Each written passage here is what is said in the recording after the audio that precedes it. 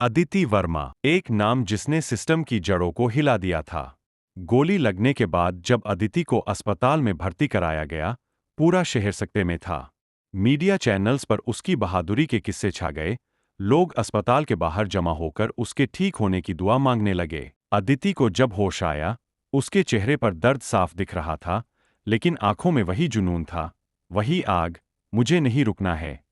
मैंने जो शुरू किया है उसे अंजाम तक पहुंचाऊंगी। अदिति के जख्म गहरे थे, लेकिन उससे भी ज्यादा गहरी थी उसकी जिद।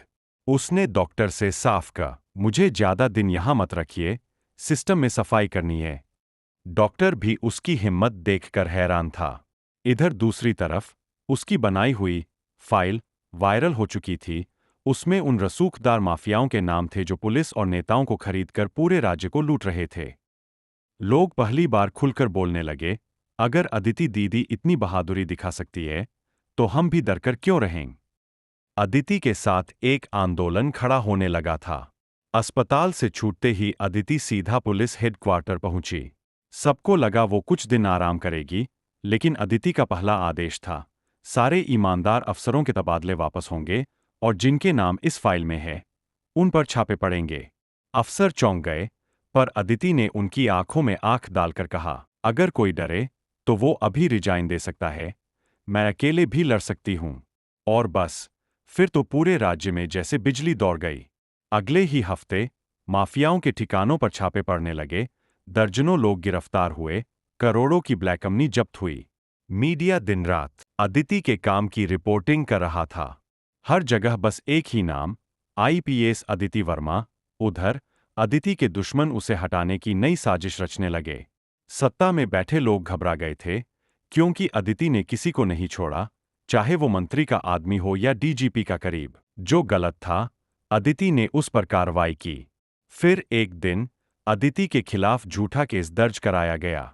आरोप था कि उसने जनता को भड़काया, सरकारी आदेशों की अवहेलना की और कानून हाथ में लिया। अदिति को समन भेजा गया, लेकिन अदिति चुप नहीं रही।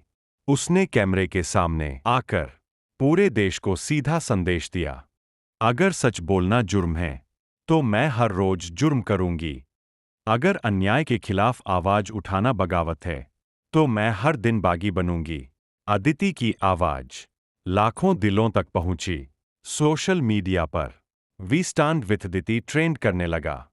लोग सड़कों पर पोस्टर लेकर निकले, हम सब अदिति हैं। अदिति के संघर्ष में बच्चे, बूढ़े, औरतें सब शामिल हो गए।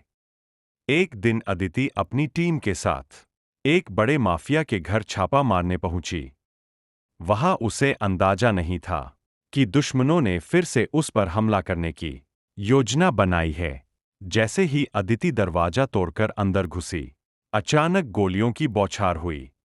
अदिति ने पलटकर जवाब दिया।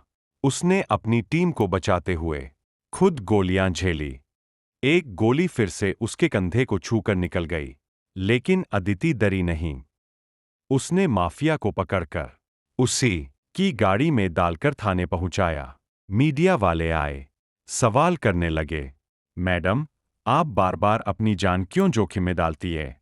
अदिति ने मुस्कराते हुए कहा, क्योंकि अगर मैं डर गई, तो हजारों लड़कियां कभी आवाज नहीं उठा पाएंगी। अदिति के लिए ये सिर्फ एक ऑपरेशन नहीं था, ये उसकी जिंदगी का मकसद था।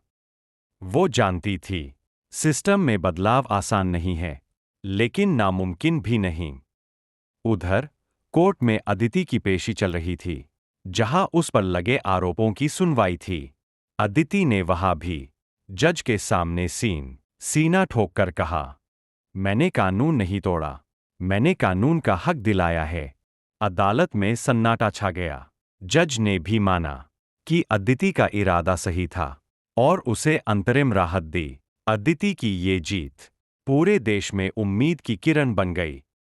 अब अदिति का नाम सिर्फ एक अफसर का नाम नहीं था, वो आंदोलन बन चुकी थी। हर जगह लोग अदिति जैसी ईमानदार अफसर बनने की ख्वाहिश करने लगे। लेकिन खतरा अभी टला नहीं था।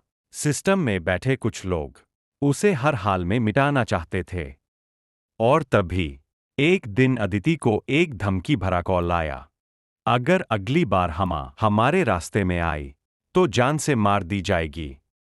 अदिति ने फोन रखा और अपने साथी अफसरों से कहा, डराने वालों को कह दो, अदिति वर्मा मरने से नहीं डरती। उसके बाद अदिति ने अपनी टीम को इकट्ठा किया और कहा, अगले 48 घंटे में मैं उन सबके नाम उजागर करूं जो देश को बेच रहे हैं। अदिति ने प्रेस कॉन्फ्रेंस बुलाई और ऐलान किया, ये मेरी आखिरी लड़ाई हो सकती है, लेकिन मैं पीछे नहीं हटूंगी। पूरा देश उसकी तरफ देख रहा था। लोग दुआ कर रहे थे कि अदिति सलामत रहे और उसकी आवाज दबाई न जा सके। अदिति ने फिर एक बार अपने नाम को साबित किया। बागी अफसर Aditi Verma. Dramatic pause plus music swell. क्या अदिति ये सिस्टम साफ कर पाएगी? क्या वो जिंदा बच पाएगी? क्या उसके सपने पूरे होंगे?